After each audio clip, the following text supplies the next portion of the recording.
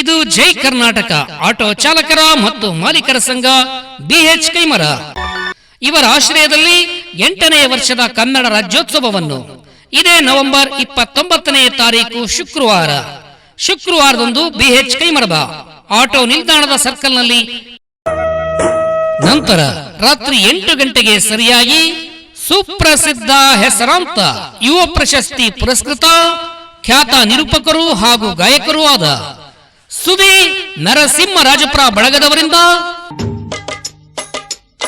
ಸ್ವರನಾದ ನೃತ್ಯ ಸಂಗೀತ ಕಾರ್ಯಕ್ರಮ.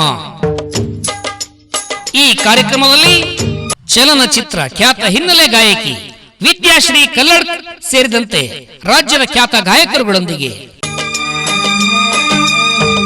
ಜಿ ಕನ್ನಡ ವಾಹಿನಿಯ DKD ವೇದಿಕೆಯಲ್ಲಿನ ಪ್ರಖ್ಯಾತ ನೃತ್ಯಗಾರರೊಂದಿಗೆ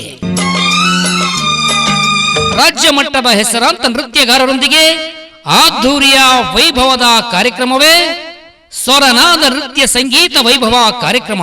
ಕೇಳಿಸದೆ ಕಲ್ಲು ಕಲ್ಲಿನಲ್ಲಿ ಕನ್ನಡ ನುಡಿ.